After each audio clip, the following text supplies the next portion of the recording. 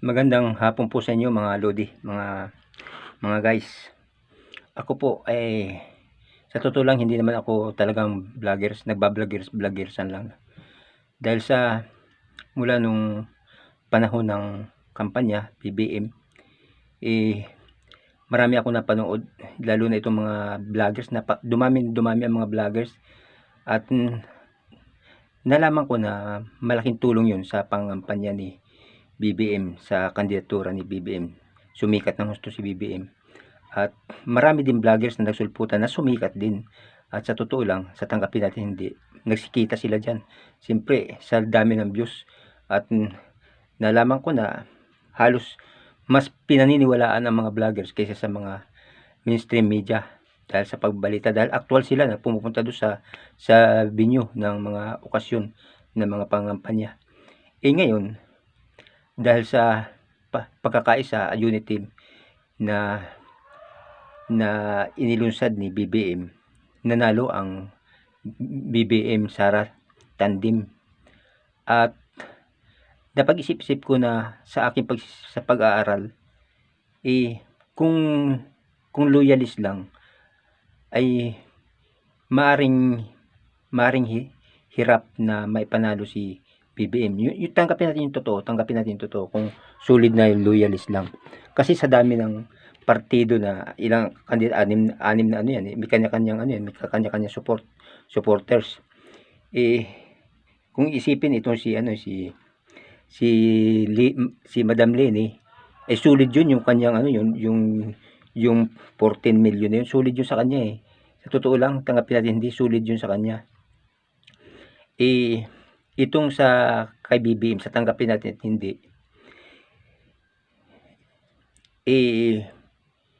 maaring hindi siya, kung solid na loyalist lang yung bumoto sa kanya, maaring hirap siya na ipanalo si BBM, o maaring manalo man ay kunti lang ang lamang. Dahil tulad nung nakaraan 2016, halos konti rin lang lang. Kasi yung sa sa Dilawan halos sulit talaga dahil liberal party yan Kung may kakamping na sinasabi, Hiluan. Dahil sa nagtandim nga itong Inday Sara at saka itong mga DDS at saka loyalist, at meron pang nakuha sa iba-ibang partido. Kaya lumaki yung lamang ni BBM na 31, higit pang 31 million. Naipanalo natin yun.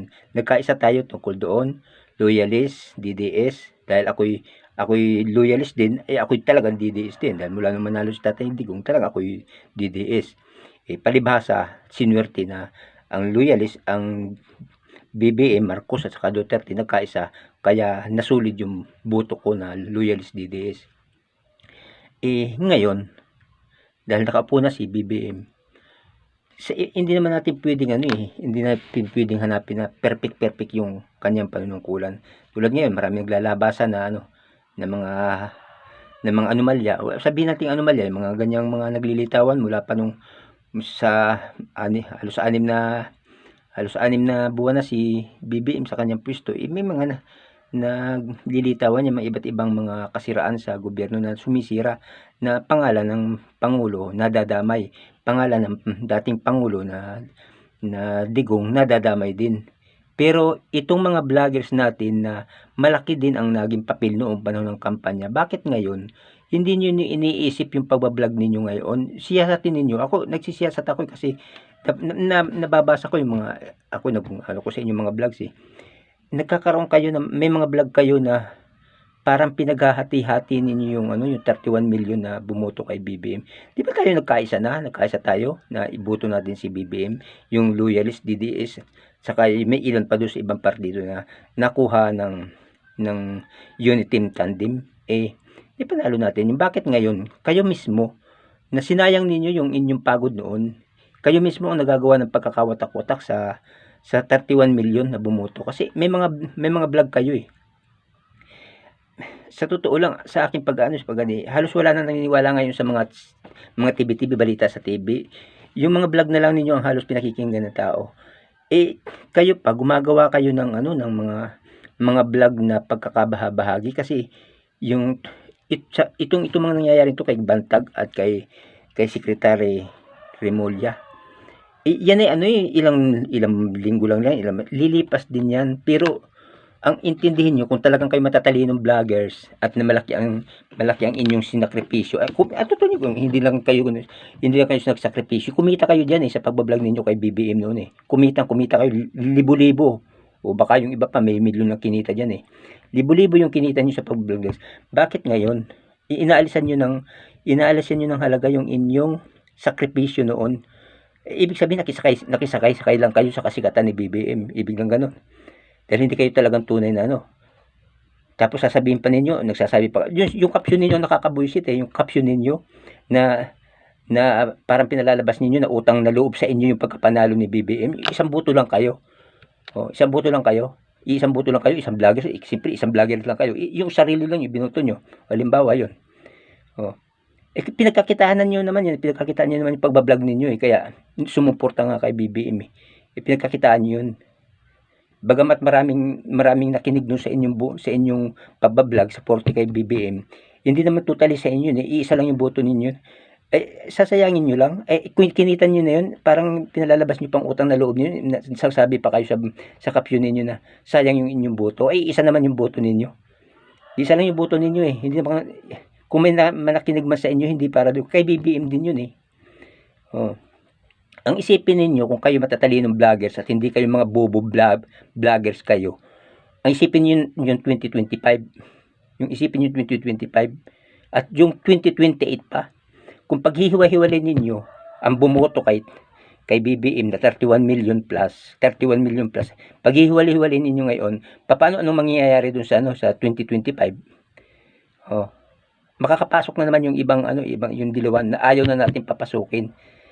Dahil sa ginagawa ninyo mga caption dyan sa inyong mga vlogs, maraming mga supporters na loyalist na nawawala na ng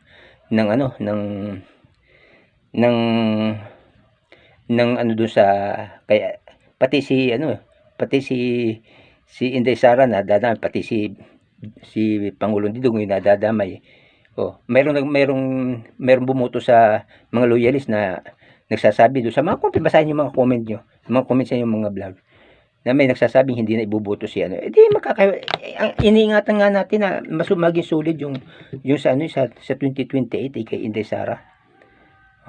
Nagkaisa na nga tayo, sana naman kayo mga vloggers na mga sikat kayong vloggers, at diyan na rin kayo kumita, diyan na rin kayo naging hanap buhay na rin yung pagbablog. Sana ayusin ninyo yung mga vlogs. Wag sanang nakikita ninyo yung ngayon, dahil kumo sikat ngayon yung usapin, yung mga bali-balita tungkol diyan kay Biocor, kay General Bantag at saka kay Secretary Remulla. Pinag-usapan niya gusto, tapos ganun may mga caption pa kayo na parang maraming sumusunod sa inyo. Ang isipin ninyo yung yung darating. May malakas na pag naghati-hati yan, masisigurado ba kayo na si Inday Sara sa 2028 doon sa DDS lang? Kung maiwan yung mga loyalist at hindi sumuporta dahil doon sa inyong kagagawan na gumagawa kayo ng mga pagkabahagi sa may magsisulputan diyan na mas matitinding mga politiko. Lalo ito si Rapi Tulfo, sumisikat ngayon. Marami talagang ipinakikita niyo yung talagang yung talagang magagawa niya, yung talagang galing niya, pinakikita niya. Ngayon, magsiyasat kayo. Pinakikita. Mas marami siyang nagagawa ngayon kaysa sa mga sinaunang mga politiko diyan sa Senado. Rapi Tulfo mas maraming nakikitang kapakipakinabang na magagawa sa Pilipinas, yung mga anomalya diyan, nakikita niya lahat, nasisilip niya lahat. Marami siyang ginagawang paraan. Baka yan na maging isa pa yung maging dahilan para si Inday Sara hindi makapasok sa buuhin natin, panatilihin sana natin yung 31 million na big case, at kung maaari pa may makuha pa tayo pambukod para makasigurado tayo. Tulad niya, may nabasa ako doon sa comment ng iba na mga loyalist na itong itong si General Bato at saka si Bongo, hindi nila, paano ngayon yan? Sa 2025 ay magsisitakbo yan. Isipin naman ninyo, kung kayo mga may pag-iisip na mga vloggers na nagsuporta kayo kay BBM nung kung nakuha man nila yung isang boto mo, dahil kay vloggers na bumoto kay BBM, mas malaki yung napakinabang mo kasi sumikat ka sa pagbablog mo. Yun lang po, at ako talagang sa mga gusto ko lang itong hinayin, ito lang itong nakikita ko mga kaganapan dito sa kaya ako nagsagawa ng video na ganito. Hindi naman talaga ako vlogger, kumbaga nagbablogger lang.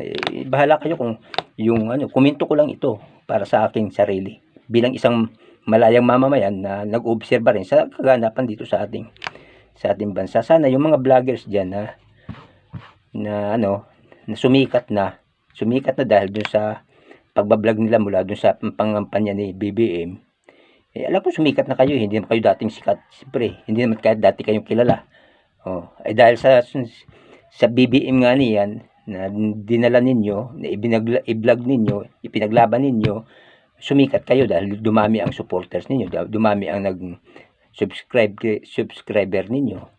Nagdala do sa inyong pagbablog ninyo. Di ba sana kung utang na loob ni BBM sa inyo yung boto nyo, ay utang na loob din ninyo yung ipinag-vlog nyo yung content nyo tungkol sa Uniteam nung nakaraan. Ganun lang po yun. Isip-isipin naman ninyo yung pag-iisip ninyo. Alam ko matatalino kayo, pero sa gitna ng talino ninyo, nagiging sakim na rin kayo dahil siyempre kasikat-sikat mga balita ngayon, mga kaganapan ngayon. Iginagawa nyo, halos araw-araw, paulit-ulit, yun na lang at yun din ang ibinablog nyo. Mag-isip-isip naman kayo ng ibang vlog. Nakapakipanginabang, hindi yun yan. Linggo lang na, tapos na yan pag napapunta nagkaroon ng paglilitis yung usapin na yan sa bantag, tapos na yan. Hindi na pwede makialam ang sambayanan ang makikialam na dyan yung piskalya, yung hahatol dyan, magsisiyasat dyan pag-uusig dyan makikialam pa ba kayo dyan? Ano kung kinalaman nyo dyan hindi na pwede yung mga panlabas na bali-balita, hindi na. Yun lang po, at maraming salamat po, at pasensya na po kayo kung ako'y nakapag na ganito, nainis lang po talaga ako.